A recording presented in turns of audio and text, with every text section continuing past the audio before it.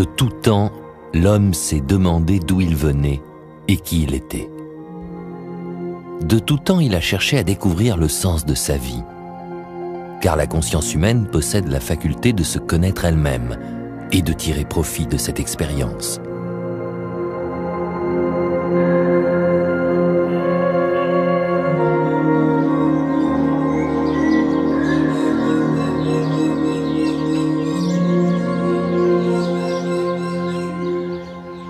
La nature est la grande maîtresse de l'homme. Elle constitue l'espace vital dont il fait partie. Ainsi, l'homme a observé la nature, source de savoir et d'apprentissage des lois de la vie.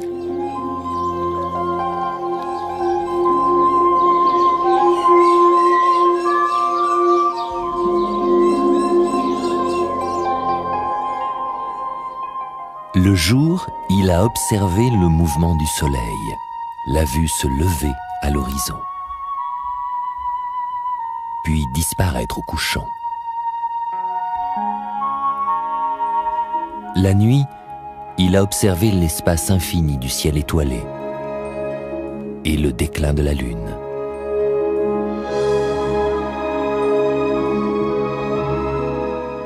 Encore et toujours, l'homme a vu naître la vie, vécu l'époque de la floraison, le temps de la croissance et de la maturité.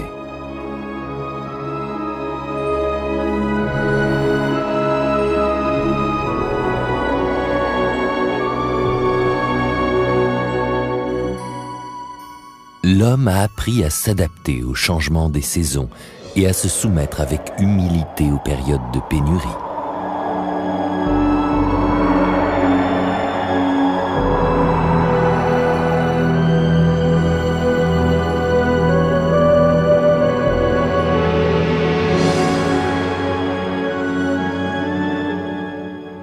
Il a connu la richesse de la vie et la beauté de la nature qui l'entoure.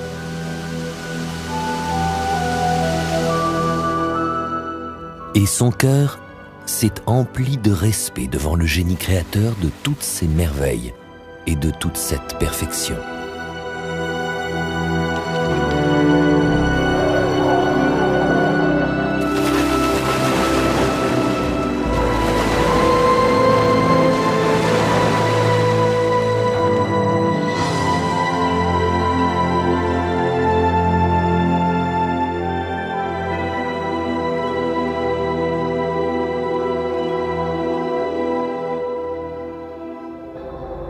Très tôt, l'homme a compris ce qu'était la vie. Une alliance harmonieuse de rythme et d'équilibre, semblable au mouvement du pendule oscillant en permanence d'un pôle à l'autre.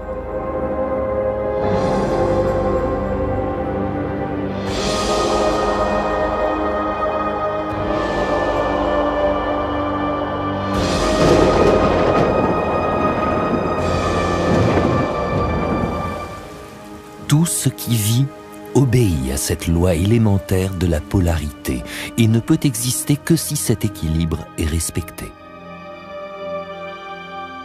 À l'inspiration succède l'expiration, à la veille, le sommeil, à la vie, la mort.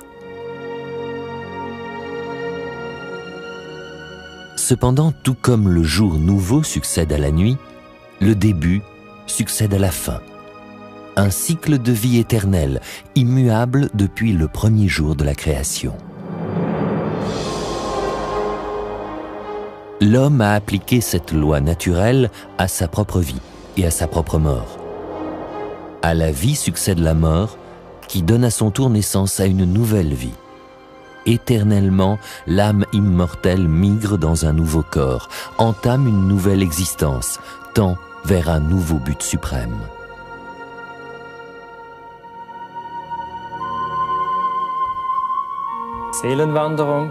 Métempsychose, renaissance, réincarnation. Une idée aussi ancienne que l'humanité elle-même, selon laquelle l'âme éternelle passe d'une vie à l'autre, d'une enveloppe charnelle à l'autre, et connaît ainsi tous les modes d'existence, toutes les formes de vie du monde. Une âme peut osciller d'un pôle à l'autre et habiter tantôt un corps masculin, tantôt un corps féminin, beau ou laid, humain ou non humain.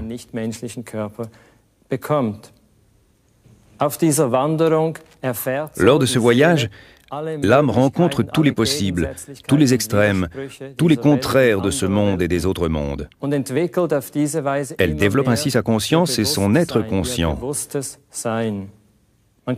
L'on pourrait comparer ce voyage de l'âme à une spirale ascendante qui tend vers toujours plus de plénitude, de maturité, d'expérience.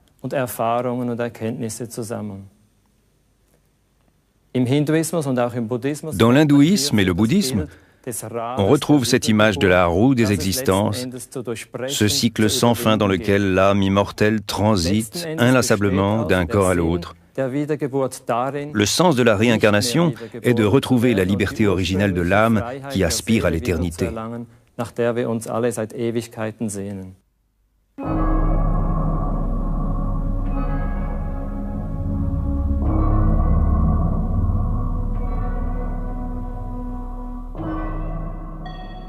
Toutes les cultures et les religions asiatiques professent la doctrine de la réincarnation.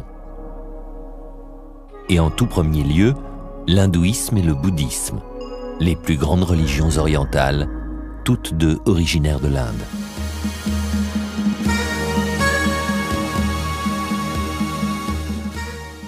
Ainsi, les Védas, les premiers textes religieux indiens, mentionnent le phénomène de la mort et de la réincarnation.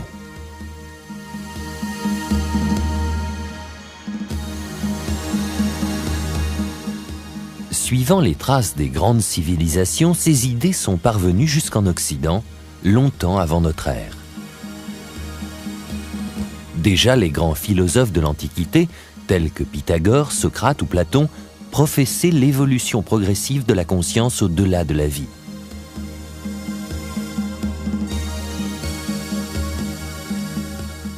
On retrouve cette croyance chez nos ancêtres, les Celtes, de même que chez presque tous les peuples européens, comme les Vikings, les Irlandais, les Gallois ou les Germains.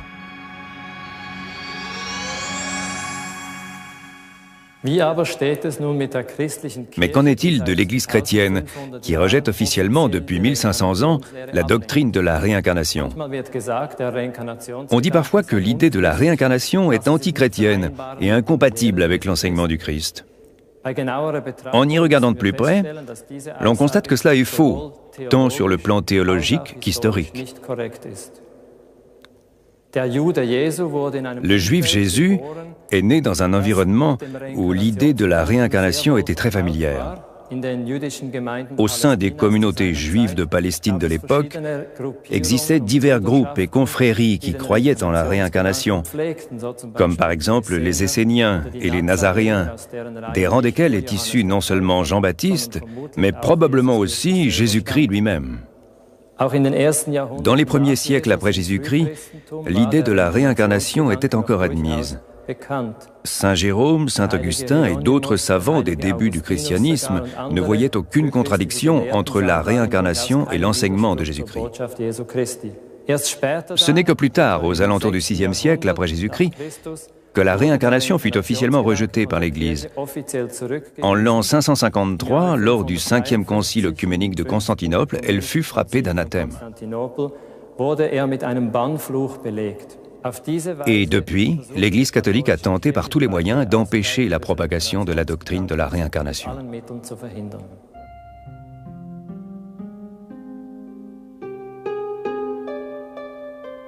Cependant, l'idée de la réincarnation s'est perpétuée dans l'histoire spirituelle occidentale et a trouvé un écho favorable chez de nombreux poètes, penseurs et philosophes. Paracels, Leibniz, Voltaire, Lessing, Goethe, Hölderlin et beaucoup d'autres ont clairement évoqué et défendu dans leurs œuvres cette vision de la vie. Ainsi, le poète Christian Morgenstern se pose-t-il la question suivante. Combien de fois ai-je tourné la grande roue des existences. Combien de fois ai-je changé de corps, d'habit et d'apparence?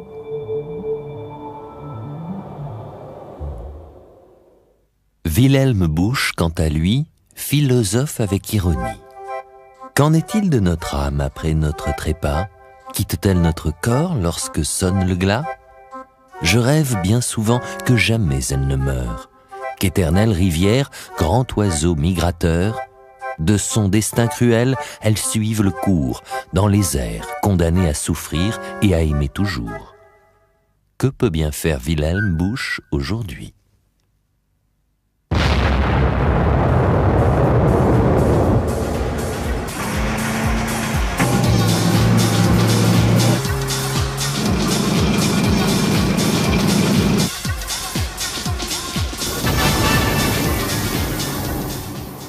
La physique classique, fondée par Isaac Newton, nous a permis de comprendre et de maîtriser le monde d'aujourd'hui.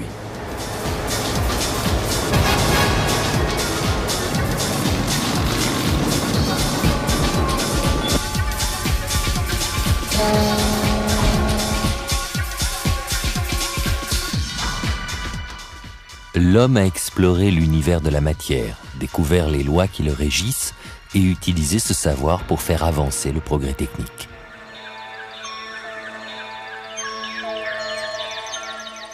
La connaissance de ces lois naturelles a profondément influencé sa vision du monde. Une gigantesque machine, un système complexe de matière en mouvement.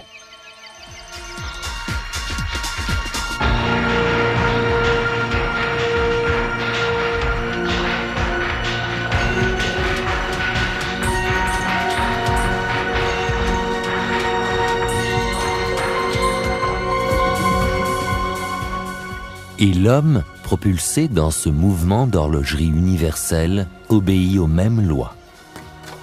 Théoriquement, son organisme est semblable à une horloge, au tic-tac parfaitement régulier. Seule une panne mécanique, qu'on appelle alors maladie ou mort, peut venir entraver son fonctionnement.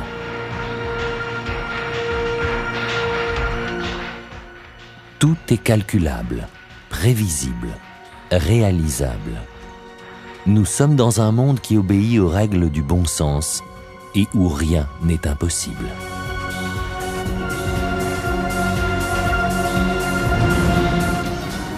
Les progrès techniques de ces dernières années ne confirment-ils pas l'aspect visionnaire de la pensée humaine?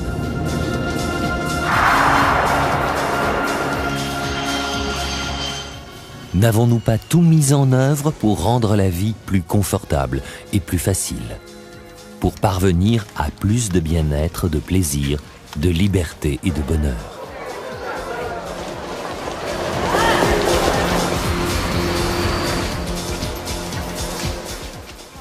Mais dans cette course effrénée aux idéaux, le pendule de la polarité oscille lentement mais irrésistiblement vers l'autre côté du miroir. Il nous entraîne dans le monde mystérieux et secret de l'esprit et de l'âme.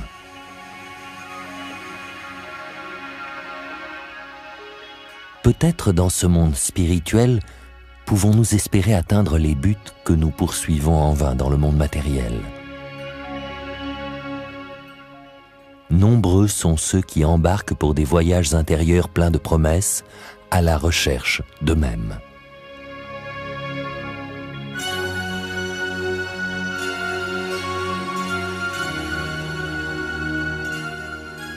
Mais pour arriver au terme de ce voyage, nous devons apprendre le langage de l'âme. Sous la forme d'images mentales et de symboles, il délivre des messages empreints d'une vérité profonde.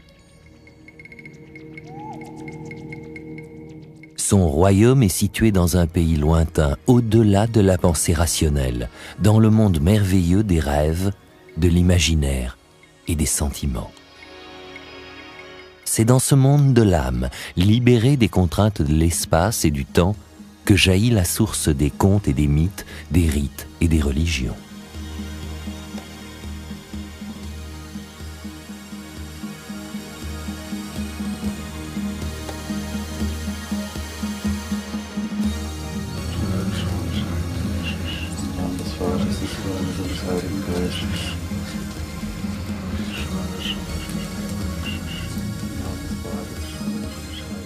Nos ancêtres connaissaient ce monde et se sentaient partie intégrante de cette entité cosmique que l'on a baptisée de diverses manières. La cause première, la conscience universelle, le grand Manitou ou encore Brahma, Yahvé, Allah ou Dieu. Pourtant, chaque homme, dès qu'il vient au monde, est séparé de cette entité divine, sa naissance charnelle le coupe de ses origines.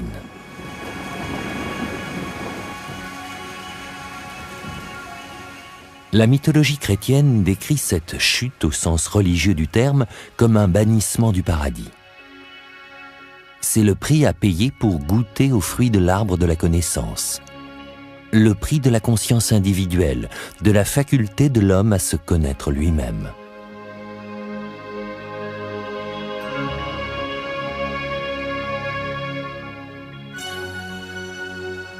Le message essentiel de toutes les religions est le retour aux origines. Et chaque communauté religieuse cherche à sa manière à retrouver le chemin du paradis originel.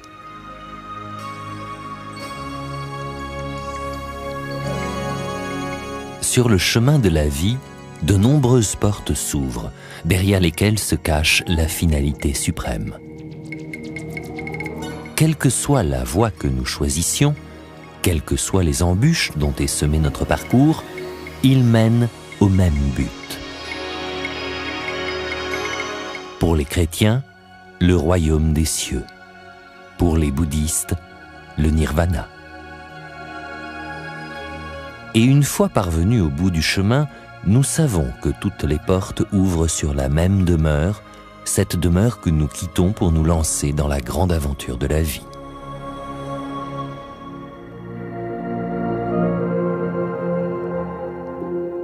Le mandala est le symbole intemporel de ce modèle de la création qu'évoquent toutes les religions.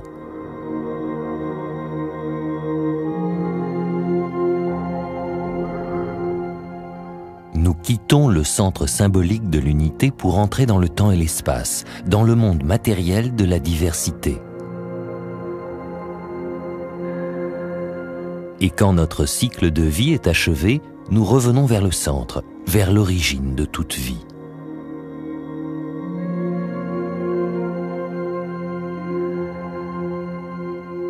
Ainsi, le mandala représente notre cycle de vie et en même temps les structures fondamentales de la matière.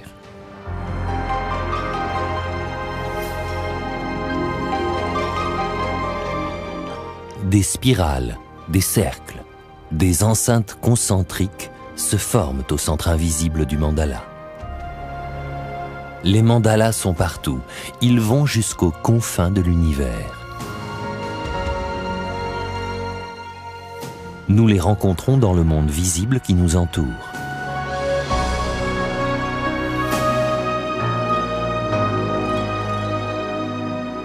Mais ils existent également dans les structures invisibles du microcosme.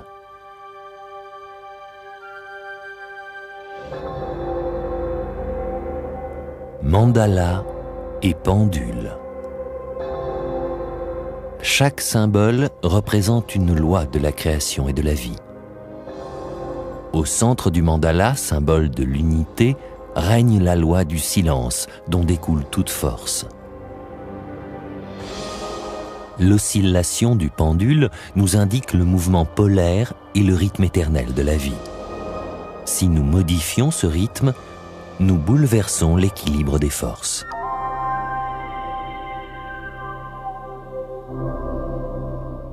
C'est toujours le trop ou le trop peu, le manque ou l'abondance qui causent les problèmes de notre monde.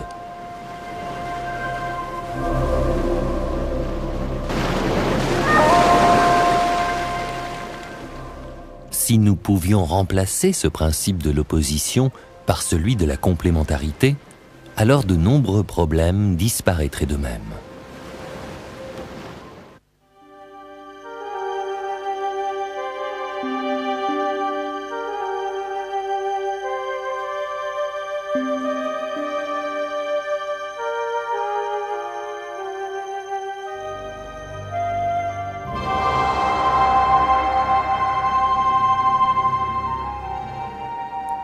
actif ou passif, fort ou faible, donneur ou receveur.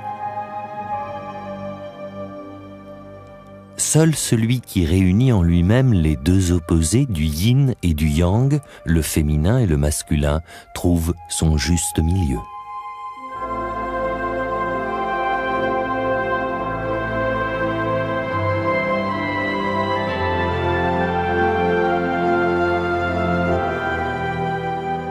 Maintenir l'équilibre de notre balance intérieure, c'est vivre en harmonie avec nous-mêmes. Ce qui nous empêche de parvenir à cet état, c'est l'abandon de l'une de ses moitiés. Ce sont les schémas de comportement que nous avons nous-mêmes établis et ancrés dans la mémoire temporelle de notre inconscient.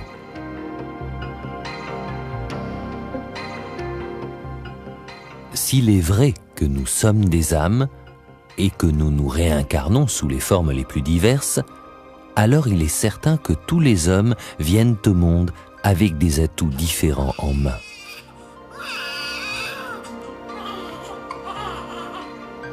Ce qui signifie qu'à la naissance, nous ne sommes pas vierges, mais nous ne faisons que poursuivre ce que nous avons jadis commencé. La roue tourne depuis longtemps déjà.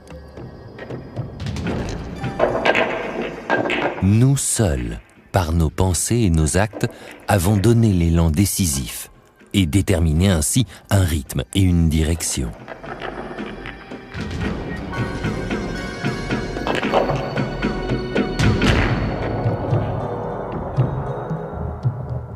Même si dans le théâtre de nos incarnations, les décors changent, ils ne constituent que le cadre formel de la pièce que nous avons nous-mêmes mise en scène. Action et réaction, force et résistance, puissance et impuissance, victime et bourreau, cause et conséquence. Cette loi universelle de la vie est ce que les Indiens appellent le karma. Reprenons l'idée du karma, sans toutefois dépasser ni trahir la pensée orientale. Tout comme les boules de billard qui s'entrechoquent et dont le mouvement quasi mécanique est déterminé par la puissance de l'impact initial, toutes nos actions présentes et futures dépendent de ce même impact. Sur ce sujet, l'Orient est beaucoup plus ouvert, beaucoup plus souple, pourrait-on dire. La philosophie orientale est d'une grande richesse. En fin de compte, nous devons nous plier aux lois naturelles et ne pouvons pas véritablement changer notre destinée. Cette idée est bien connue en Occident. Ainsi, le dicton populaire « tel est pris qui croyait prendre » ou l'enseignement biblique « on ne récolte que ce que l'on a semé » exprime et rejoignent le principe du karma. Pourtant, il faut se garder d'appliquer la loi du talion telle qu'elle est énoncée dans l'Ancien Testament, œil pour œil, dent pour dent. Tout simplement parce qu'elle ne prend pas en compte le fait qu'un acte présent est toujours la conséquence d'actes passés. Au contraire, chacun doit tirer les leçons de son expérience passée afin d'y trouver les solutions adaptées à sa situation présente. Même si la récolte est maigre, nous pouvons en tirer profit sans jamais oublier que c'est la récolte d'aujourd'hui qui fait le semis de demain. Ainsi, c'est le présent qui détermine notre avenir. Mais bien sûr, le paysan ne peut récolter que ce qu'il a semé. Le paysan qui plante son riz ne s'attend pas à récolter autre chose que du riz, et il a bien raison.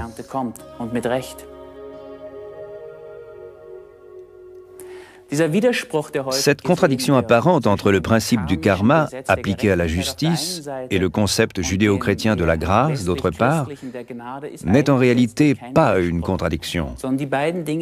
Un principe conditionne l'autre, et ces deux courants, ces deux traditions débouchent elles-mêmes sur une troisième voie. L'Orient met davantage l'accent sur le karma, le catholicisme sur la grâce. Et c'est précisément la loi du karma qui nous permet de mûrir, de faire des expériences dans cette vie, mais également d'une vie à l'autre, et nous amène à comprendre que nous ne pouvons plus avancer seuls. Nous demandons alors de l'aide, et ce n'est qu'ainsi que nous pouvons connaître la grâce. Dans la tradition chrétienne, on demande à celui qui veut guérir, « Crois-tu en moi ?» Et l'homme répond alors à Jésus, « Oui ». Cela signifie qu'il possède la maturité suffisante pour poser cette question et obtenir cette réponse, mais aussi qu'il a pris conscience de son impuissance à résoudre seul ses problèmes. Cela suppose une certaine humilité. Et c'est précisément le karma qui nous permet d'atteindre ce degré d'humilité et de connaître ainsi la grâce de la guérison.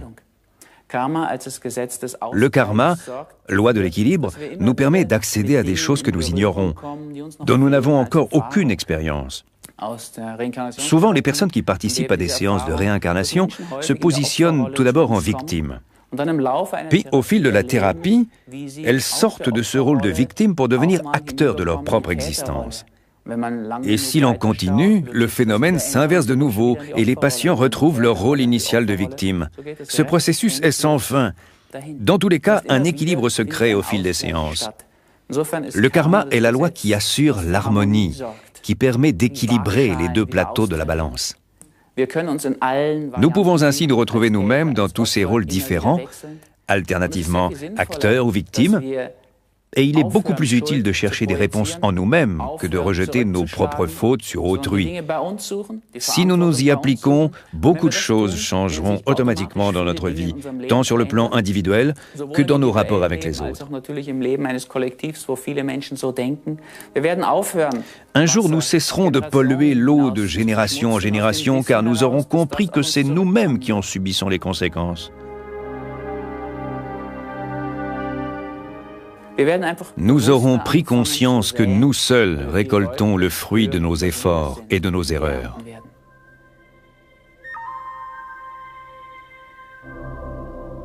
Peu à peu, notre personnalité se construit. En effet, par nos pensées et nos actes, nous concevons nous-mêmes le logiciel qui régit notre vie, selon le principe suivant. Input égale output. Ce que l'on donne égale ce que l'on reçoit. Quelque part en nous, dans les profondeurs mystérieuses de ce que nous appelons conscience, âme ou encore psychisme, se trouve la clé qui permet de modifier ce logiciel.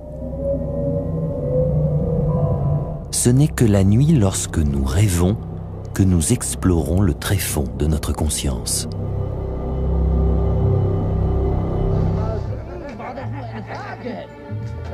En nous réveillant, nous retournons aux commandes centrales. Nous retrouvons la perception consciente.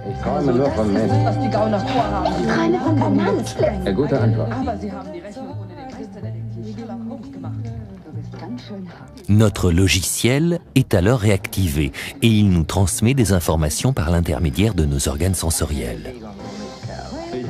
Nous évaluons, trions, contrôlons, choisissons et décidons pour pouvoir agir et réagir en conséquence dans la vie quotidienne.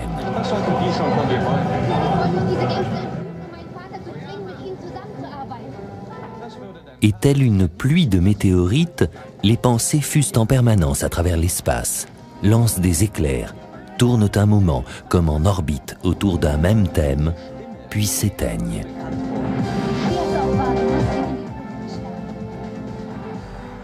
Cette centrale d'émission et de réception est régie par le ratio, ou raison, une puissante machine aux étonnantes capacités de commandement.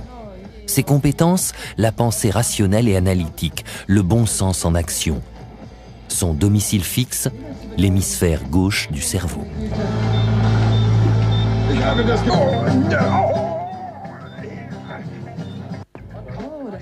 Le ratio maîtrise la situation, du moins en apparence.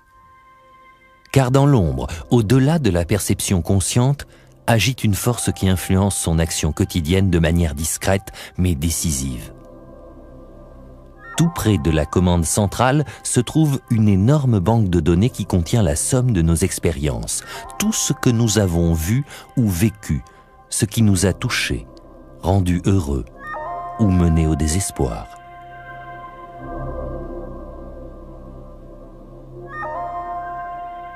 Une mémoire absolue, sans faille, qui contient la somme des expériences de nos nombreuses vies.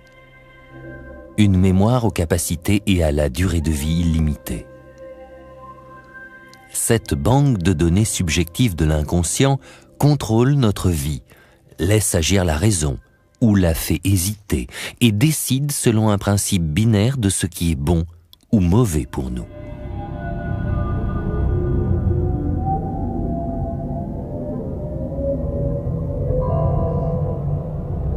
Continuons à nous enfoncer dans les profondeurs de l'inconscient humain. La lumière de la conscience est à présent trop lointaine pour que nous puissions l'atteindre.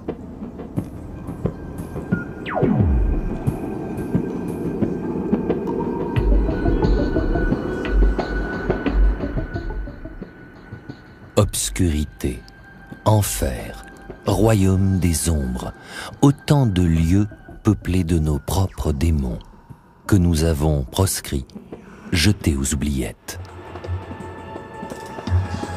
De peur qu'ils ne déforment la belle image que nous avons de nous-mêmes, ne dévoilent les pans obscurs de notre personnalité, ne révèlent nos pulsions, notre agressivité, notre lâcheté, notre violence et notre mauvaise foi.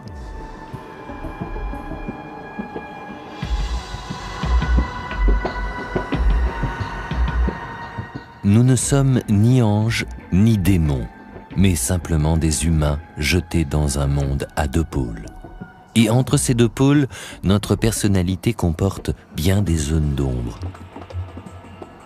Nous ne devons pas les refouler, mais les regarder en face. Nos démons attendent depuis bien longtemps leur rédemption. À peine avons-nous prononcé le mot « ombre », que l'image du cachot s'impose à nous. Le royaume des ombres que la mythologie appelle l'enfer, le lieu où tout est réuni et que nous cherchons à ignorer, auquel nous refusons de nous identifier. On peut mesurer la force de cette image à notre façon de réagir aux compliments ou aux reproches. Si l'on me félicite, je me frappe la poitrine en disant « oui, je suis comme ça ». Mais que l'on me critique, que l'on me blâme, et je m'exclame aussitôt « je n'y suis pour rien ». Nous rejetons les reproches, nous les expédions au royaume des ombres. Mais on ne peut aller jusqu'au bout du chemin de l'individualisation, de la guérison et atteindre à la plénitude que si l'on réconcilie en soi-même l'ombre et la lumière. C'est ainsi que naît le moi, au sens jungien du terme. Si je reconnais la part d'étrangeté qui est en moi, si je peux accepter que mon âme me soit étrangère, alors je ne rejetterai plus mes fautes sur les autres. Je n'aurai plus peur de l'inconnu. Je ne ressentirai plus de haine. Je reconnaîtrai en l'autre ce que j'ai reconnu en moi-même et je deviendrai ainsi plus tolérant. Ainsi, notre environnement agit comme un miroir et nous renvoie l'image de ce qui est essentiel, de ce qui nous manque pour être totalement guéri. Parfois, cette part d'ombre que nous renvoie notre miroir nous déplaît. En effet, nous possédons des antennes qui nous permettent d'opérer une sélection, de ne percevoir que ce qui nous arrange. Nous fonctionnons comme une radio. Ce que nous captons dépend de la bande de fréquence que nous avons choisie. Dans le langage courant, on parle souvent de filtre, de prisme, pour exprimer cette idée. C'est exactement cela. Nous voyons à travers un prisme qui déforme notre image de la réalité. Or, tout ce que nous vivons a un sens, signifie quelque chose. Mais il ne s'agit pas d'une punition. La conception selon laquelle le karma serait une punition divine est une invention humaine. Au bout du compte, notre but est d'atteindre l'équilibre, d'apprendre, d'avancer sur le chemin de la connaissance. Et une fois que nous sommes parvenus à nous réconcilier avec notre part d'ombre, que nous sommes capables de nous reconnaître dans tout, de cesser de juger, de vivre dans la projection de soi, alors nous sommes libres. On peut également dire que cette faculté de nous réconcilier avec notre part d'ombre nous permet d'accéder au paradis ou à l'enfer. Mais si nous ne nous réconcilions pas avec notre part d'ombre, notre vie risque fort, en effet, de devenir un enfer. Si, au contraire, nous perçons ces ténèbres, si nous les éclairons, nous trouverons notre voie et gagnerons le paradis. Le paradis ou l'enfer. Nous avons toujours le choix, et nous avons souvent choisi. C'est au niveau de l'inconscient que s'opèrent ces choix parfois dramatiques.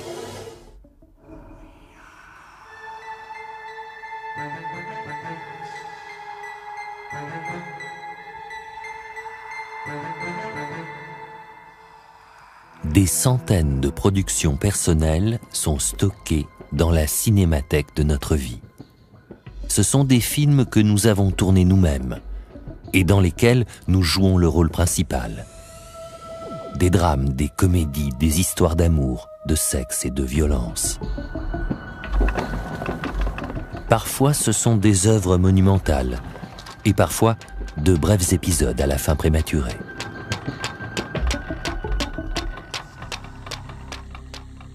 Quel que soit le film que nous projetons, il nous renvoie toujours vers notre propre passé.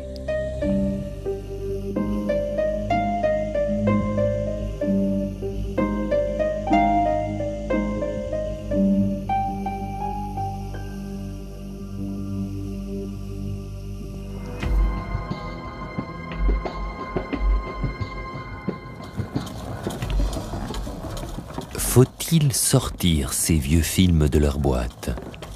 Ne devons-nous pas craindre d'être écrasés sous le poids de notre fardeau? Par chance, la nature nous a dotés de la faculté d'oublier, disent les uns. Courage, libérons-nous de nos vieux démons, pensent les autres.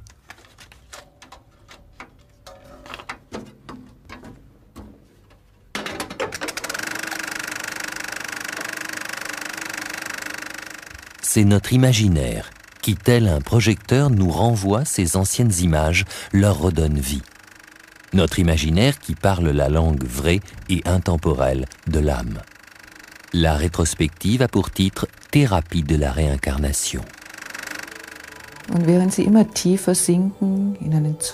Pendant que vous plongez dans un océan de calme et de détente, que vous vous enfoncez dans les profondeurs de votre âme, dans cette partie secrète de vous-même, dans un monde de plénitude et de silence,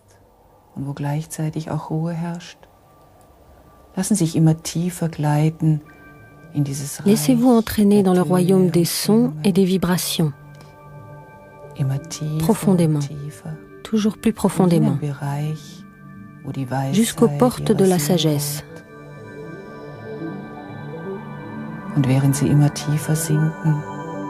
Et pendant que vous vous laissez glisser, remontez le temps, toujours plus loin, jusqu'au moment de votre naissance, puis continuez jusqu'au stade de votre conception, puis plus loin encore, et remontez le temps jusqu'à ce que vous vous rappeliez un événement qui a marqué votre vie. Die für ihr heutiges Leben noch von Bedeutung ist. Und schauen Sie sich mal an, was da gerade geschieht, que se passe-t-il? Wo Sie gerade sind. Schlachtfeld. Je suis sur un champ de bataille. C'est la guerre. J'entends les tambours et les coups de feu, des coups de canon. Il y a un soldat. Il porte un drapeau. Il m'appelle. Mais je ne peux pas le rejoindre. Je ne peux pas bouger. Je suis allongé à terre, blessé. Je ne peux pas bouger. Les autres continuent à marcher.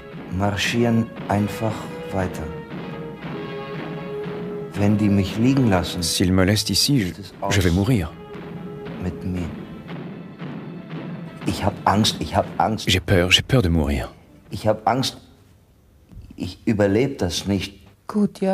Bien, maintenant, essayez de ressentir plus précisément la peur qui vous habite et regardez ce qui se passe. Oui. Que se passe-t-il? Je sais que je vais mourir.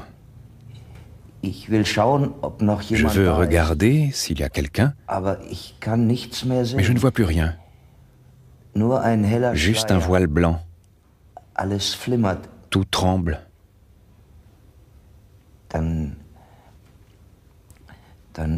Puis c'est fini. Que percevez-vous encore? J'entends une explosion au loin. Ils ont certainement touché la réserve de munitions du camp. Oui. Et que pensez-vous en ce moment? Que la victoire m'importe peu, puisque j'ai perdu tout le reste. Bien. Maintenant, revenez une nouvelle fois en arrière, au moment où vous avez été touché. Devant. Je suis en première ligne. Nous nous engageons dans une grande bataille. Oui. Et que se passe-t-il encore? J'entends des coups de canon. Quelque chose explose devant moi. On me bouscule. J'ai la sensation d'être écartelé. Oui, et que ressentez-vous en ce moment précis? Que ressentez-vous exactement? Maintenant, c'est terminé. Alors que la bataille n'a même pas commencé. Sur ces images filmées lors d'une séance de thérapie, on voit bien avec quelle intensité émotionnelle le patient vit ces images mentales. Il ressent presque physiquement les douleurs qu'ont provoqué sa blessure, puis il revit sa mort solitaire.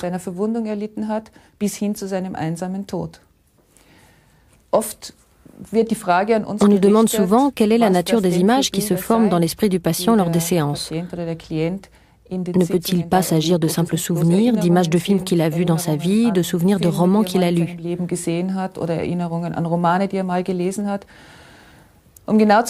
Pour être précis, c'est en effet de cela qu'il s'agit. Des bribes de souvenirs de romans, de films ressurgissent durant les séances.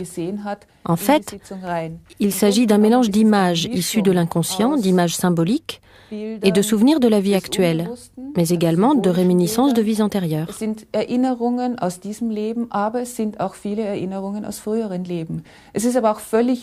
Mais la nature de ces souvenirs est sans importance. Ce sont toujours des images propres au patient qui font apparaître la trame de sa vie, révèlent son caractère et reviennent dans un ordre bien précis. Chez toutes les autres personnes, ces images seraient très différentes. Dans la thérapie, il s'agit ensuite de saisir, de connaître et de prendre conscience des caractéristiques particulières et de la structure de la personnalité de chaque individu. Plus tard, lors de la séance de thérapie, notre client nous raconte sa vie. Il est meunier et vit avec sa famille. Un jour, il quitte cette famille, s'engage comme soldat dans les troupes du roi et part au combat pour défendre ses nobles idéaux. Il y a une grande bataille à proximité de notre village. C'est de la folie pure. Des milliers de gens, des cavaliers, des canons. Tout le monde s'enfuit. Oui, et comment vous sentez-vous?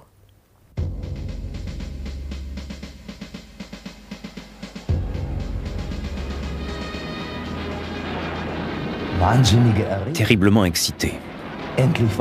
Enfin, il se passe quelque chose. Enfin, nous pouvons nous battre et montrer à nos ennemis que nous sommes les plus forts.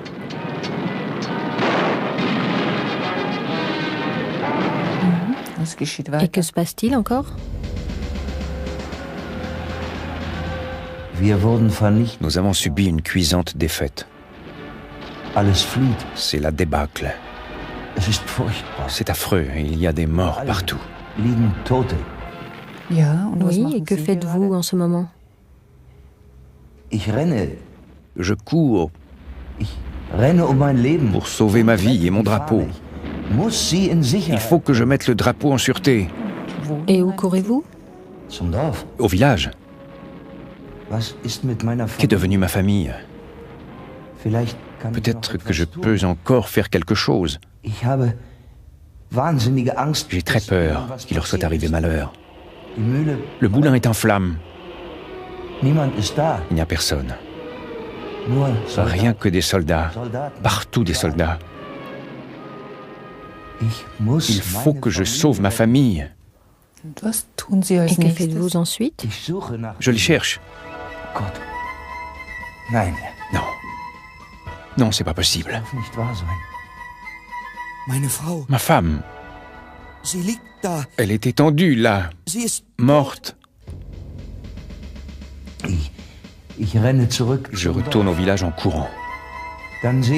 Soudain, je vois notre charrette. Elle se dirige droit vers moi. Oui, reconnaissez-vous quelqu'un? Oui, oui. Mes parents sont assis sur le siège du cocher. Mon fils est avec eux. Quelque chose d'incandescent tombe sur la voiture. Oui, et où exactement? Sur mon fils. Il tombe. Tout commence à brûler.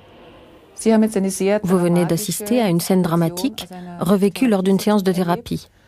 Et beaucoup d'entre vous se demandent qu'est-ce que cela apporte de revivre tout cela.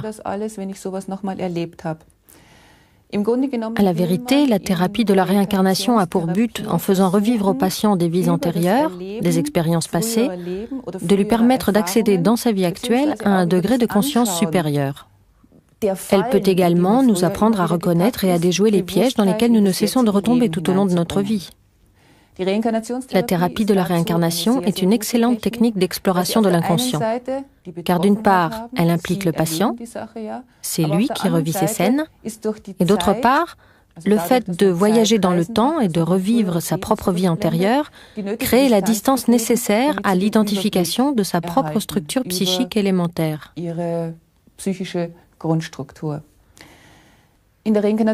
En thérapie de la réincarnation, l'on s'efforce toujours de créer un lien entre la vie antérieure et la vie actuelle. Cet élément est essentiel lors des séances et l'on tente de l'analyser et d'établir le rapport entre tous les thèmes évoqués, tout le vécu que nous avons fait ressurgir et notre vie actuelle. Si l'on prend l'exemple de notre client, l'on pourrait se demander dans quelle mesure, dans la situation où il s'est trouvé jadis, il a vraiment fui ses responsabilités, notamment ses responsabilités familiales. Il est parti à l'aventure et a choisi de prendre des responsabilités plus importantes, qui peut-être, dans la situation d'alors, le dépassaient. En ce sens, la thérapie de la réincarnation est d'après moi l'une des meilleures techniques permettant d'accéder à la connaissance de soi.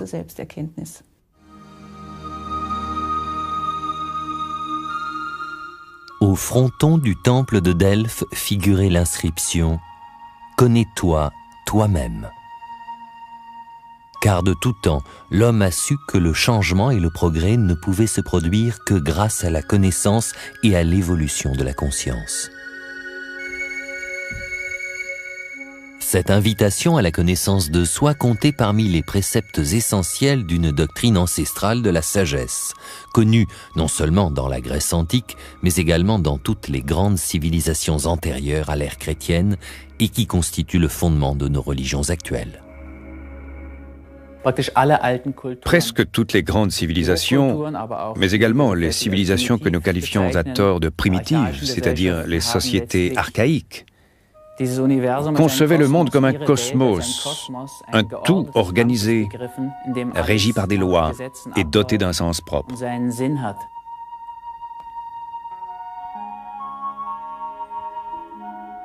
Pars pro toto, dit la philosophie ésotérique, la partie pour le tout. La génétique moderne confirme cette hypothèse. Chaque cellule du corps humain contient des informations sur l'être humain tout entier, et peut-être même plus encore. Nous en revenons donc au principe que des lois précises régissent notre univers et que le tout est un cosmos dont tous les éléments sont liés. C'est sur ce précepte fondateur de la pensée ésotérique qu'est également fondée la célèbre loi de l'analogie de Hermès Trismégiste, cette figure que l'on retrouve dans la mythologie égyptienne. Selon la loi de l'analogie, ce qui est en haut est semblable à ce qui est en bas.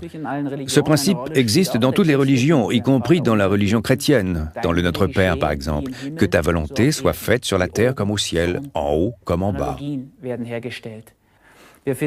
Dans un passage clé de son œuvre médicale, Paracelse cite l'analogie suivante: microcosme égale macrocosme. Cette analogie entre les hommes et la Terre a pour but de mettre en évidence leur destin parallèle, mais également d'imposer cette vision de l'homme en tant que tout, en tant qu'être possédant un corps, une âme et un esprit. Et bon nombre de problèmes que nous rencontrons aujourd'hui, en particulier dans le domaine de la médecine, proviennent de ce découpage de l'homme en différents morceaux, le corps, l'âme et l'esprit. Tout cela provoque un éclatement qui conduit à de graves erreurs. Il ne s'agit pas de juger ces erreurs, mais de constater la destruction d'un tout.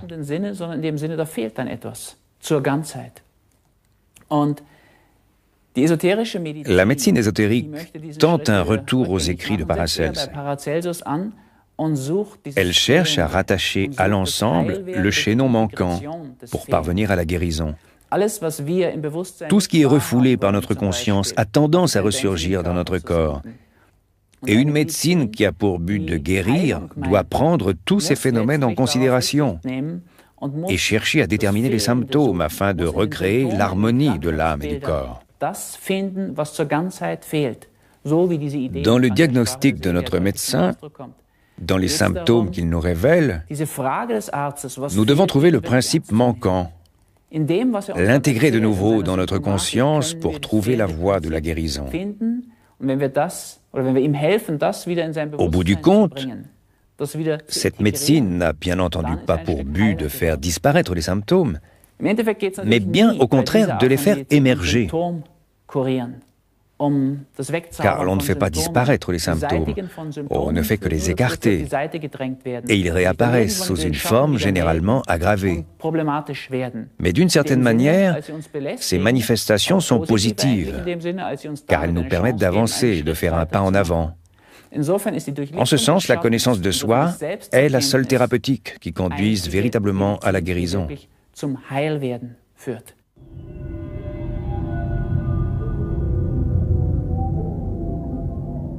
Cependant, le cheminement intérieur ressemble fort à une expédition à l'issue incertaine.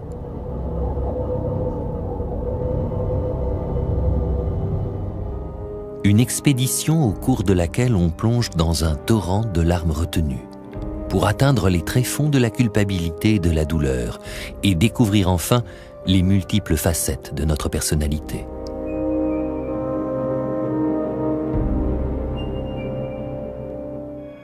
Mais là où est l'ombre, est aussi la lumière. Au bout du tunnel, la clarté nous aveugle.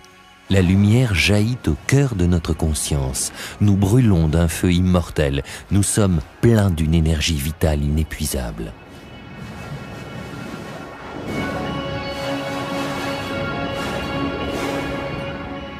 Rares sont ceux qui perçoivent consciemment ce centre vital. L'illumination est réservée aux seuls élus, du moins semble-t-il. Et pourtant, nous sentons dans ces instants de lumière un peu de cette force qui est une partie de nous-mêmes. C'est ici que meurt l'illusion de la polarité. Cette partie de nous-mêmes sait que le monde des contraires n'existe pas.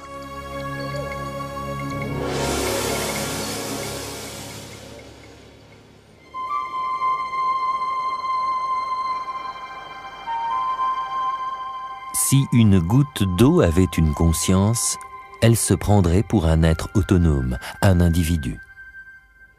Ce n'est qu'en se fondant à nouveau dans l'océan d'où elle vient, en retrouvant son élément naturel, qu'elle saurait que tout n'est qu'illusion. Nous aussi, nous quittons sans cesse la mer du pur esprit et de l'énergie vitale éternelle, nous nous séparons de la conscience universelle pour habiter un corps humain.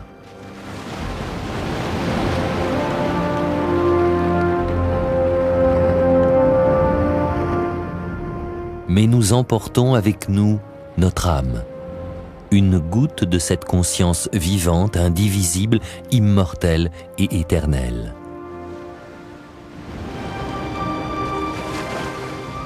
Ayons confiance en la force de l'étincelle divine que nous avons rapportée de l'océan de la vie.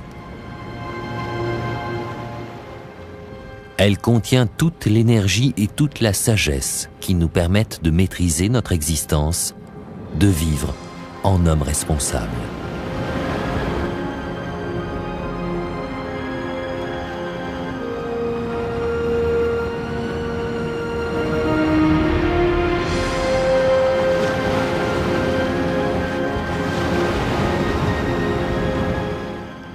Et elle contient toute la joie et tout le bonheur du monde que nous ne pouvons trouver qu'en nous-mêmes.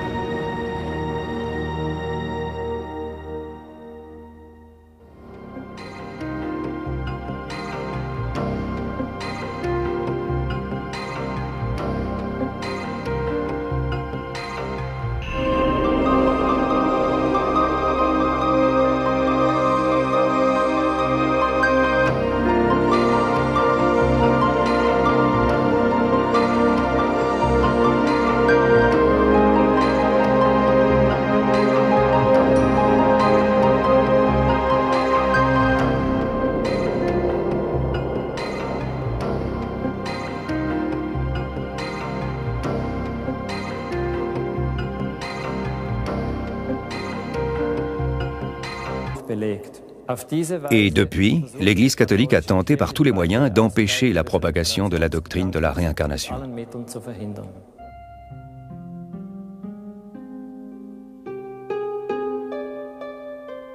Cependant, l'idée de la réincarnation s'est perpétuée dans l'histoire spirituelle occidentale et a trouvé un écho favorable chez de nombreux poètes, penseurs et philosophes.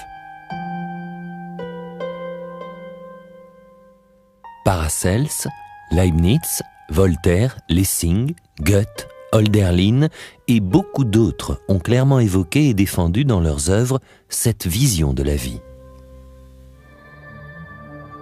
Ainsi, le poète Christian Morgenstern se pose-t-il la question suivante. Combien de fois ai-je tourné la grande roue des existences? Combien de fois ai-je changé de corps, d'habit et d'apparence?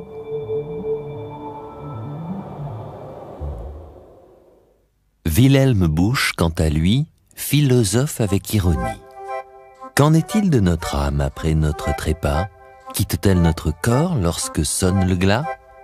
Je rêve bien souvent que jamais elle ne meurt, qu'éternelle rivière, grand oiseau migrateur, de son destin cruel, elle suive le cours, dans les airs, condamnée à souffrir et à aimer toujours. Que peut bien faire Wilhelm Busch aujourd'hui?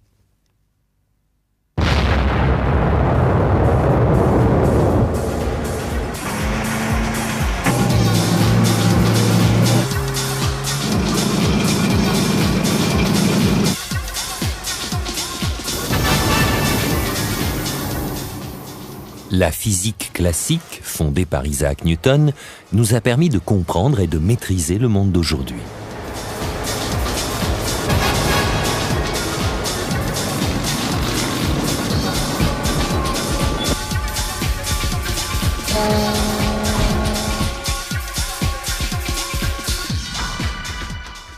L'homme a exploré l'univers de la matière, découvert les lois qui le régissent et utilisé ce savoir pour faire avancer le progrès technique.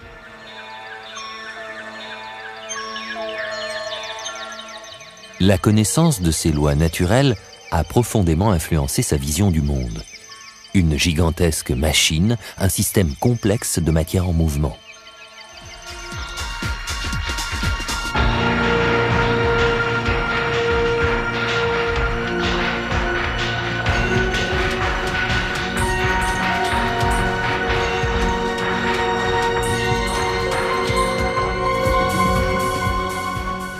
Et l'homme, propulsé dans ce mouvement, sous la forme d'images mentales et de symboles, il délivre des messages empreints d'une vérité profonde. Son royaume est situé dans un pays lointain, au-delà de la pensée rationnelle, dans le monde merveilleux des rêves, de l'imaginaire et des sentiments. C'est dans ce monde de l'âme, libéré des contraintes de l'espace et du temps, que jaillit la source des contes et des mythes, des rites et des religions.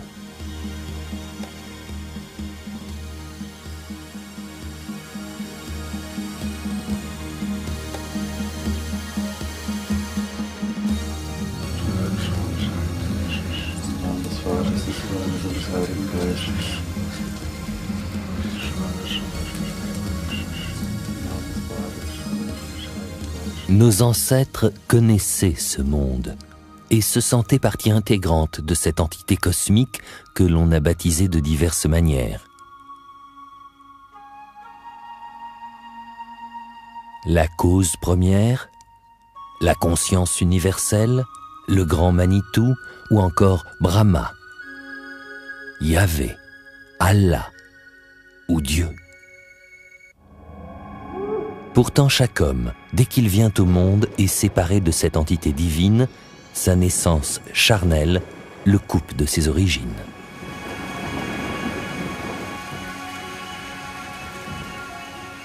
La mythologie chrétienne décrit cette chute au sens religieux du terme comme un bannissement du paradis. C'est le prix à payer pour goûter aux fruits de l'arbre de la connaissance. Le prix de la conscience individuelle, de la faculté de l'homme à se connaître lui-même.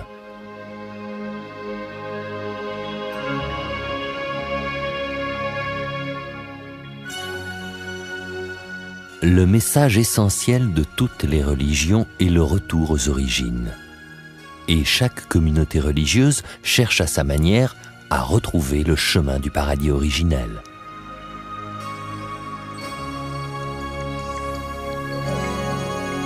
Sur le chemin de la vie, de nombreuses portes s'ouvrent, derrière lesquelles se cache la finalité suprême.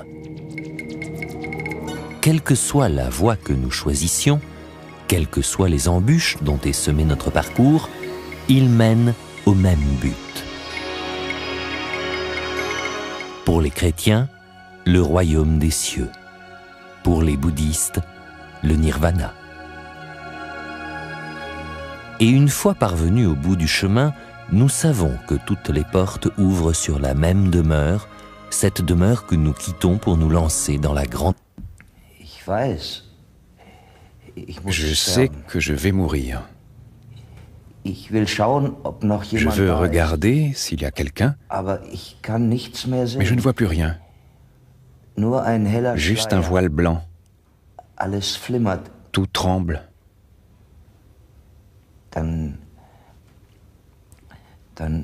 Puis c'est fini. Que percevez-vous encore? J'entends une explosion au loin. Ils ont certainement touché la réserve de munitions du camp. Oui. Et que pensez-vous en ce moment? Que la victoire m'importe peu, puisque j'ai perdu tout le reste. Bien. Maintenant, revenez une nouvelle fois en arrière, au moment où vous avez été touché. Devant. Je suis en première ligne. Nous nous engageons dans une grande bataille. Oui, et que se passe-t-il encore?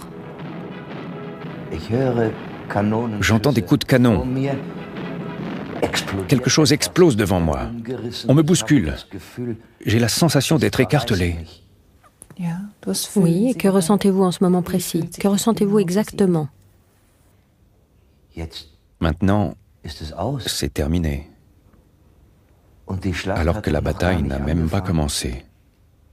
Sur ces images filmées lors d'une séance de thérapie, on voit bien avec quelle intensité émotionnelle le patient vit ces images mentales. Il ressent presque physiquement les douleurs qu'ont provoqué sa blessure, puis il revit sa mort solitaire.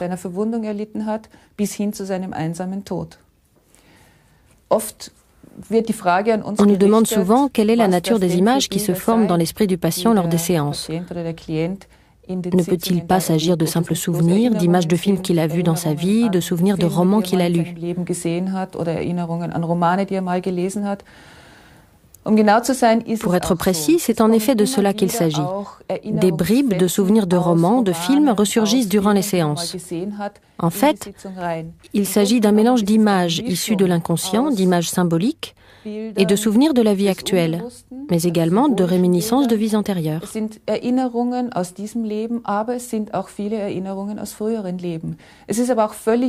Mais la nature de ces souvenirs est sans importance. Ce sont toujours des images propres au patient qui font apparaître la trame de sa vie, révèlent son caractère et reviennent dans un ordre bien précis. Chez toutes les autres personnes, ces images seraient très différentes. Dans la thérapie, il s'agit ensuite de saisir, de connaître et de prendre... Ou encore Brahma, Yahvé, Allah ou Dieu. Pourtant, chaque homme, dès qu'il vient au monde, est séparé de cette entité divine, sa naissance charnelle le coupe de ses origines.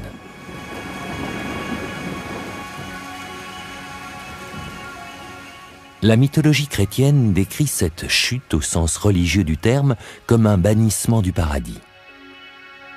C'est le prix à payer pour goûter aux fruits de l'arbre de la connaissance. Le prix de la conscience individuelle, de la faculté de l'homme à se connaître lui-même.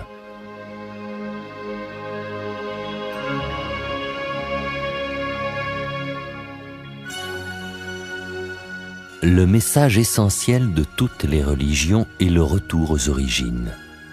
Et chaque communauté religieuse cherche à sa manière à retrouver le chemin du paradis originel.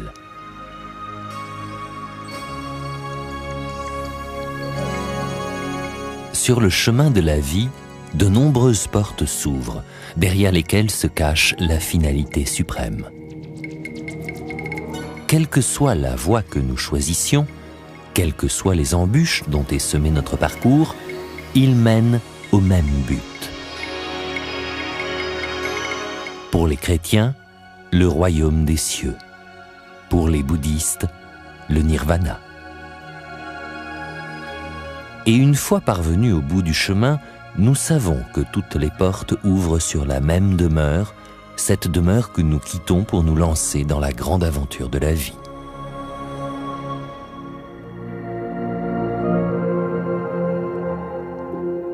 Le mandala est le symbole intemporel de ce modèle de la création qu'évoquent toutes les religions.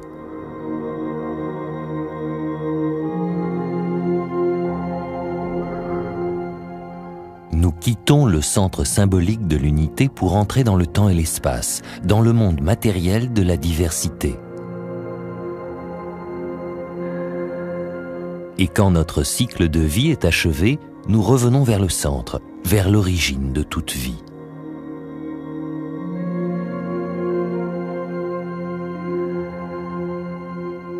Ainsi, le mandala représente notre cycle de vie et en même temps les structures fondamentales de la matière.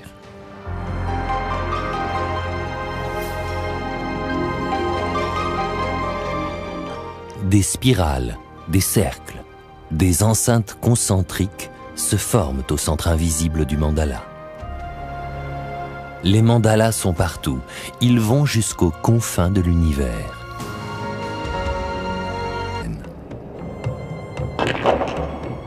Action et réaction, force et résistance, puissance et impuissance, victime et bourreau, cause et conséquence. Cette loi universelle de la vie est ce que les Indiens appellent le karma. Reprenons l'idée du karma, sans toutefois dépasser ni trahir la pensée orientale. Tout comme les boules de billard qui s'entrechoquent et dont le mouvement quasi mécanique est déterminé par la puissance de l'impact initial, toutes nos actions présentes et futures dépendent de ce même impact. Sur ce sujet, l'Orient est beaucoup plus ouvert, beaucoup plus souple, pourrait-on dire. La philosophie orientale est d'une grande richesse. En fin de compte, nous devons nous plier aux lois naturelles et ne pouvons pas véritablement changer notre destinée.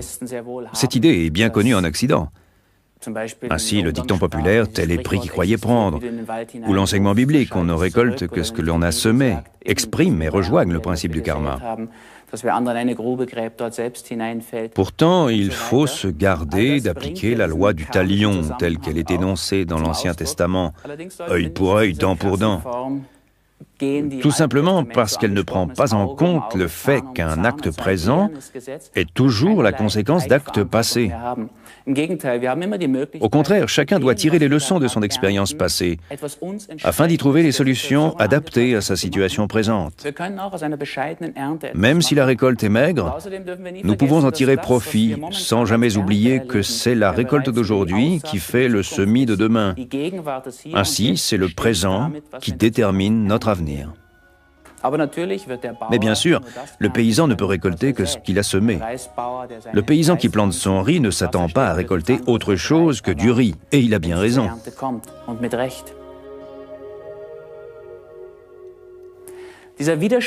Cette contradiction apparente entre le principe du karma appliqué à la justice et le concept judéo-chrétien de la grâce, d'autre part, n'est en réalité pas une contradiction. Un principe conditionne l'autre, et ces deux courants, ces deux traditions débouchent elles-mêmes sur une troisième voie. L'Orient met davantage l'accent sur le karma, le catholicisme sur la grâce.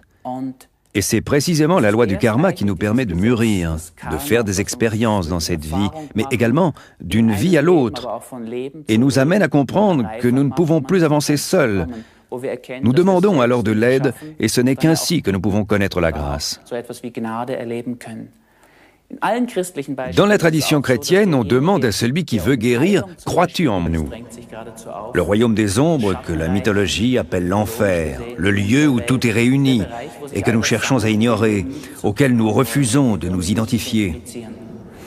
On peut mesurer la force de cette image à notre façon de réagir aux compliments ou aux reproches. Si l'on me félicite, je me frappe la poitrine en disant « oui, je suis comme ça ». Mais que l'on me critique, que l'on me blâme, et je m'exclame aussitôt « je n'y suis pour rien ». Nous rejetons les reproches, nous les expédions au royaume des ombres. Mais on ne peut aller jusqu'au bout du chemin de l'individualisation, de la guérison et atteindre à la plénitude que si l'on réconcilie en soi-même l'ombre et la lumière. C'est ainsi que naît le moi, au sens jungien du terme. Si je reconnais la part d'étrangeté qui est en moi, si je peux accepter que mon âme me soit étrangère, alors je ne rejetterai plus mes fautes sur les autres. Je n'aurai plus peur de l'inconnu. Je ne ressentirai plus de haine. Je reconnaîtrai en l'autre ce que j'ai reconnu en moi-même et je deviendrai ainsi plus tolérant. Ainsi, notre environnement agit comme un miroir et nous renvoie l'image de ce qui est essentiel, de ce qui nous manque pour être totalement guéri. Parfois, cette part d'ombre que nous renvoie notre miroir nous déplaît. En effet, nous possédons des antennes qui nous permettent d'opérer une sélection, de ne percevoir que ce qui nous arrange. Nous fonctionnons comme une radio. Ce que nous captons dépend de la bande de fréquence que nous avons choisie. Dans le langage courant, on parle souvent de filtre, de prisme, pour exprimer cette idée. C'est exactement cela. Nous voyons à travers un prisme qui déforme notre image de la réalité. Or, tout ce que nous vivons a un sens, signifie quelque chose. Mais il ne s'agit pas d'une punition. La conception selon laquelle le karma serait une punition divine est une invention humaine. Au bout du compte, notre but est d'atteindre l'équilibre, d'apprendre, d'avancer sur le chemin de la connaissance.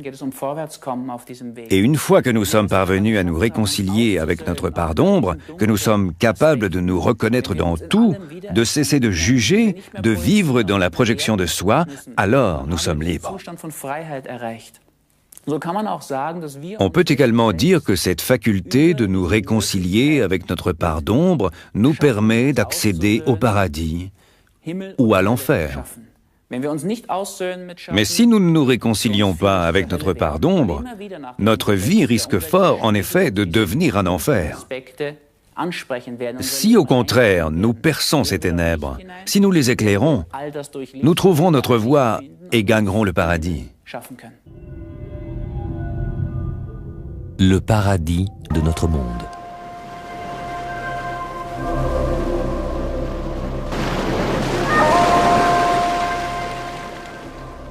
Si nous pouvions remplacer ce principe de l'opposition par celui de la complémentarité, alors de nombreux problèmes disparaîtraient d'eux-mêmes.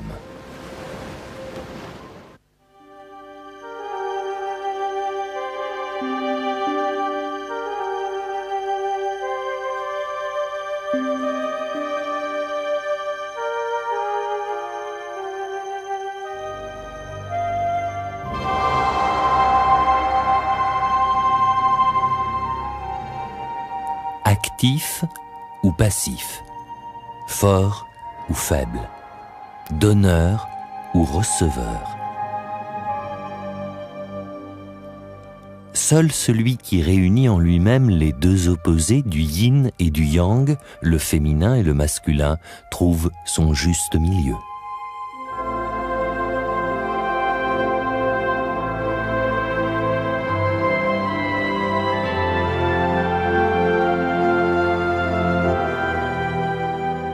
Maintenir l'équilibre de notre balance intérieure, c'est vivre en harmonie avec nous-mêmes. Ce qui nous empêche de parvenir à cet état, c'est l'abandon de l'une de ses moitiés. Ce sont les schémas de comportement que nous avons nous-mêmes établis et ancrés dans la mémoire temporelle de notre inconscient.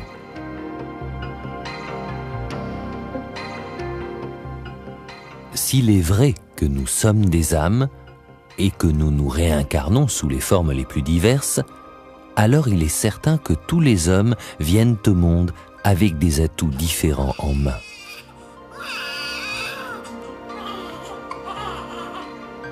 Ce qui signifie qu'à la naissance, nous ne sommes pas vierges, mais nous ne faisons que poursuivre ce que nous avons jadis commencé. La roue tourne depuis longtemps déjà. Nous seuls, par nos pensées et nos actes, avons donné l'élan décisif et déterminé ainsi un rythme et une direction.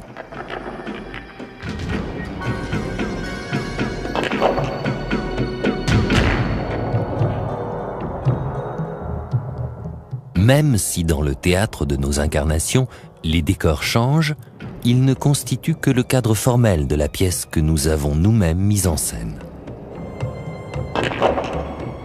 Action et réaction, force et résistance, puissance et impuissance, victime et bourreau, cause et conséquence.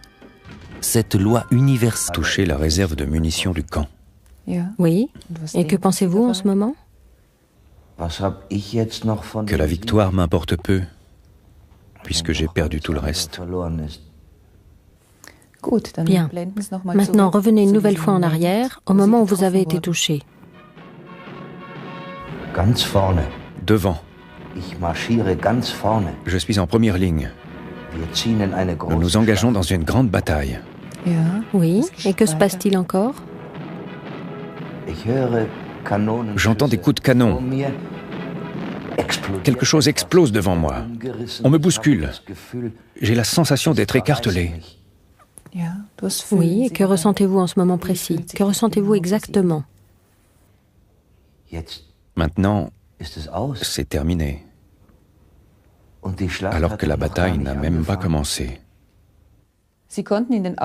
Sur ces images filmées lors d'une séance de thérapie, on voit bien avec quelle intensité émotionnelle le patient vit ces images mentales.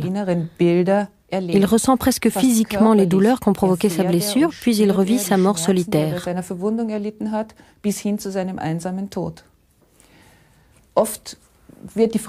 On nous demande souvent quelle est la nature des images qui se forment dans l'esprit du patient lors des séances. Ne peut-il pas s'agir de simples souvenirs, d'images de films qu'il a vus dans sa vie, de souvenirs de romans qu'il a lus?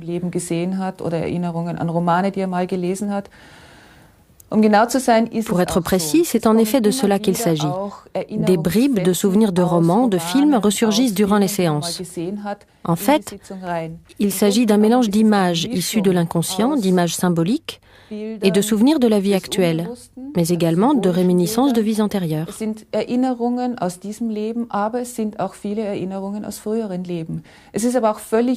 Mais la nature de ces souvenirs est sans importance. Ce sont toujours des images propres au patient qui font apparaître la trame de sa vie, révèlent son caractère et reviennent dans un ordre bien précis. Chez toutes les autres personnes, ces images seraient très différentes.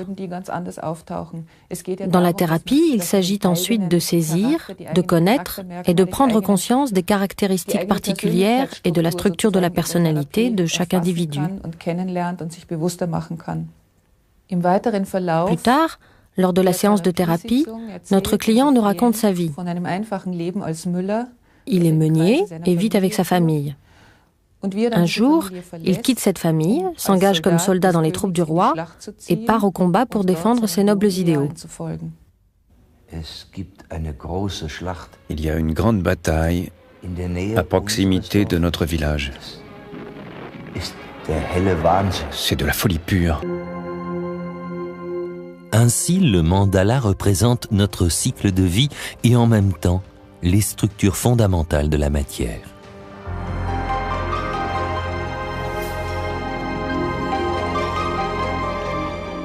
Des spirales, des cercles, des enceintes concentriques se forment au centre invisible du mandala. Les mandalas sont partout, ils vont jusqu'aux confins de l'univers. Nous les rencontrons dans le monde visible qui nous entoure.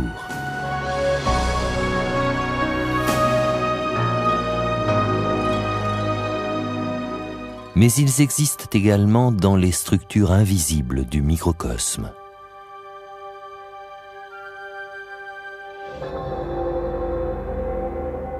Mandala et pendule.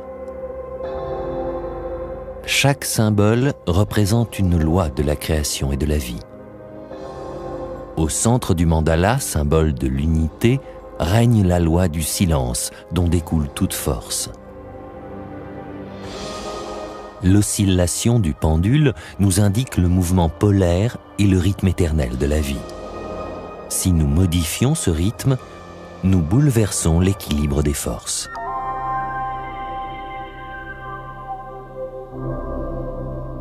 C'est toujours le trop ou le trop peu, le manque ou l'abondance qui causent les problèmes de notre monde.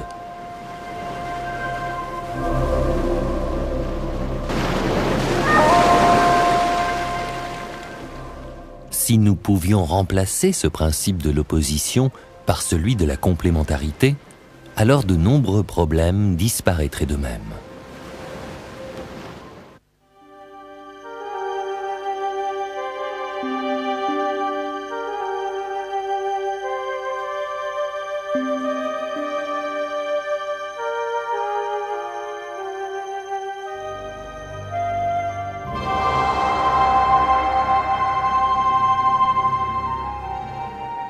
Actif ou passif, fort ou faible, donneur ou receveur. Seul celui qui réunit en lui-même les deux opposés du yin et du yang, le féminin et le masculin, trouve son juste milieu.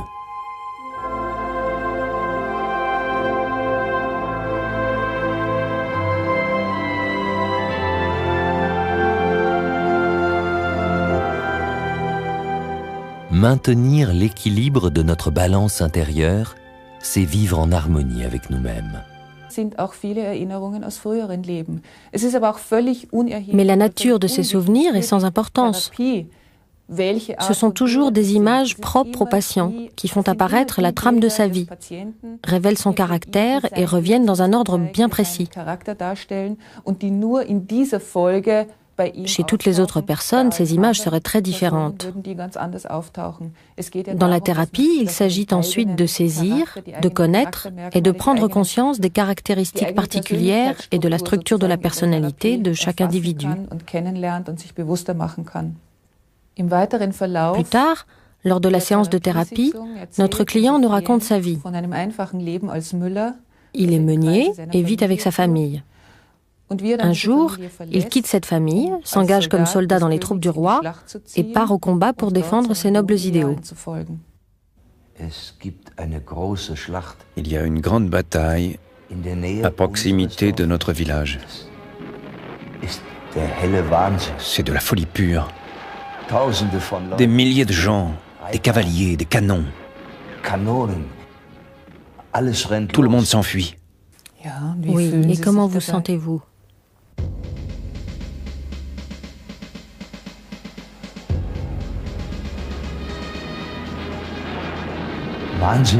Terriblement excité. Enfin, il se passe quelque chose. Enfin, nous pouvons nous battre et montrer à nos ennemis que nous sommes les plus forts.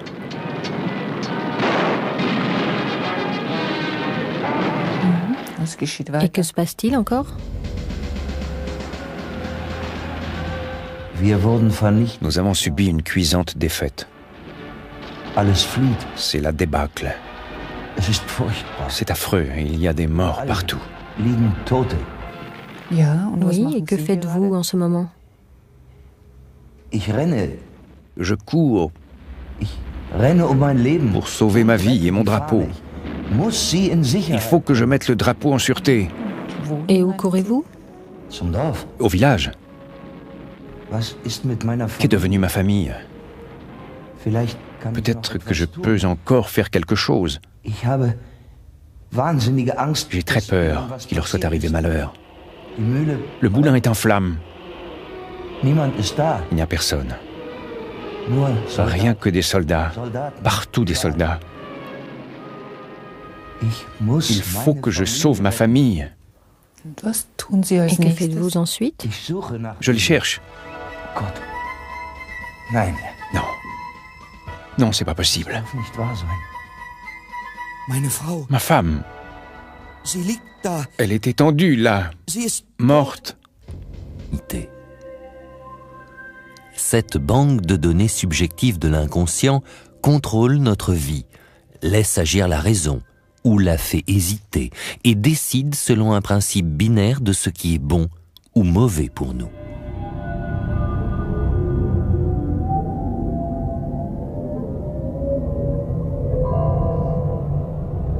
Continuons à nous enfoncer dans les profondeurs de l'inconscient humain.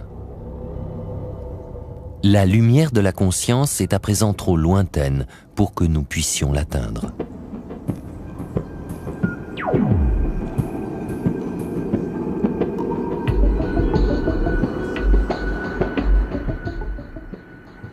Obscurité, enfer, royaume des ombres, autant de lieux peuplés de nos propres démons que nous avons proscrits, jetés aux oubliettes. De peur qu'ils ne déforment la belle image que nous avons de nous-mêmes, ne dévoilent les pans obscurs de notre personnalité, ne révèlent nos pulsions, notre agressivité, notre lâcheté, notre violence et notre mauvaise foi.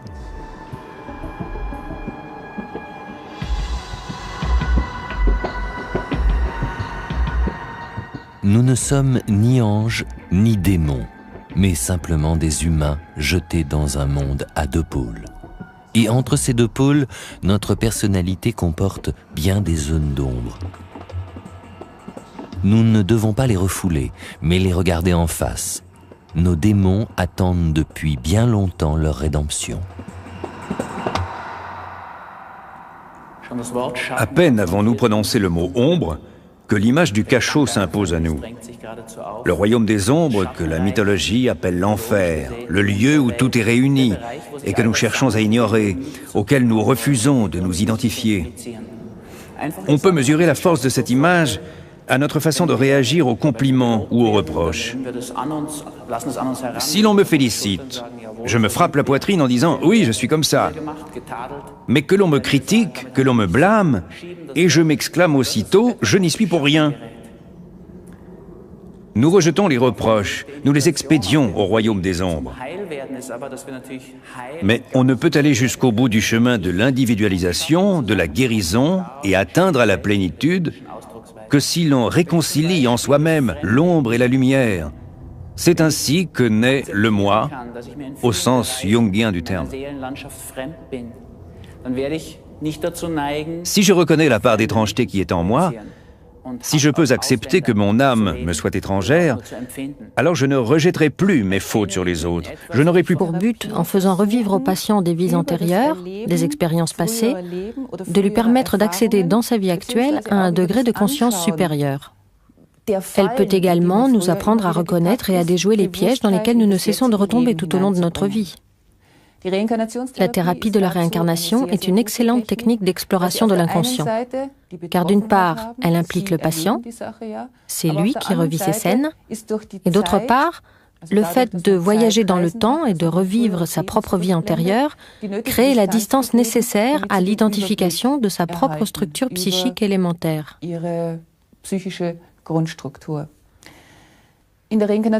En thérapie de la réincarnation, l'on s'efforce toujours de créer un lien entre la vie antérieure et la vie actuelle. Cet élément est essentiel lors des séances et l'on tente de l'analyser et d'établir le rapport entre tous les thèmes évoqués, tout le vécu que nous avons fait ressurgir et notre vie actuelle. Si l'on prend l'exemple de notre client, l'on pourrait se demander dans quelle mesure, dans la situation où il s'est trouvé jadis, il a vraiment fui ses responsabilités, notamment ses responsabilités familiales. Il est parti à l'aventure et a choisi de prendre des responsabilités plus importantes, qui peut-être, dans la situation d'alors, le dépassaient. En ce sens, la thérapie de la réincarnation est d'après moi l'une des meilleures techniques permettant d'accéder à la connaissance de soi.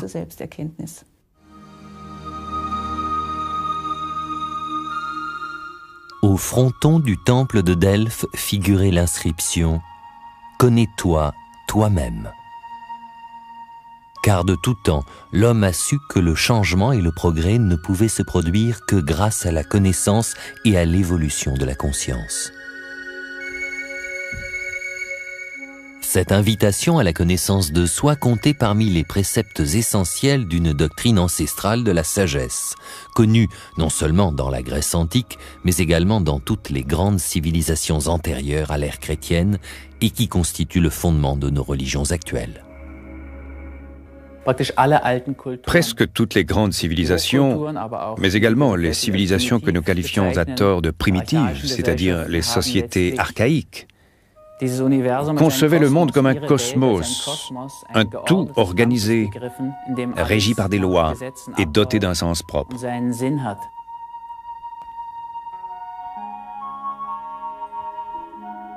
Pars pro toto, dit la philosophie ésotérique, la partie pour le tout.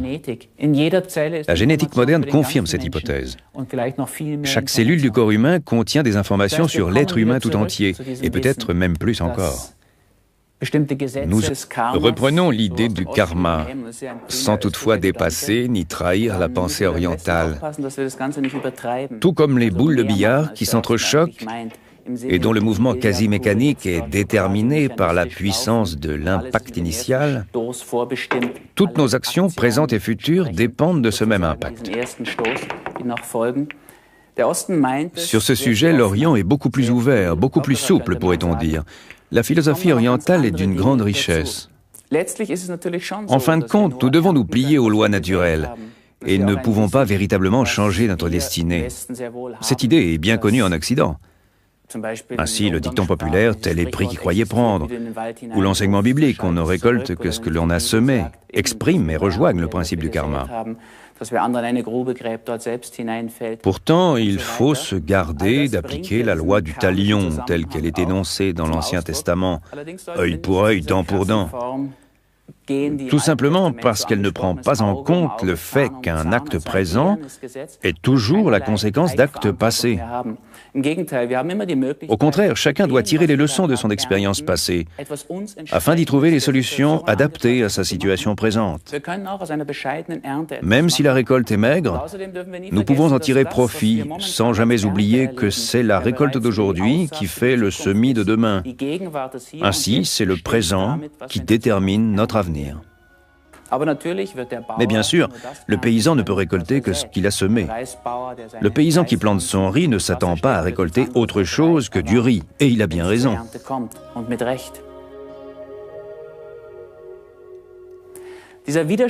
Cette contradiction apparente entre le principe du karma appliqué à la justice et le concept judéo-chrétien de la grâce, d'autre part, n'est en réalité pas une contradiction.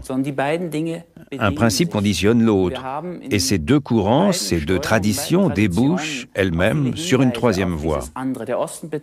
L'Orient met davantage l'accent sur le karma, le catholicisme sur la grâce. Et c'est précisément la loi du karma qui nous permet de mûrir, de faire des expériences dans cette vie, mais également d'une vie à l'autre, et nous amène à comprendre que nous ne pouvons plus avancer seuls. Nous demandons alors de l'aide, et ce n'est qu'ainsi que nous pouvons connaître la grâce. Dans la tradition chrétienne, on demande à celui qui veut guérir, « Crois-tu en moi ?» Et l'homme répond alors à Jésus, « Oui ».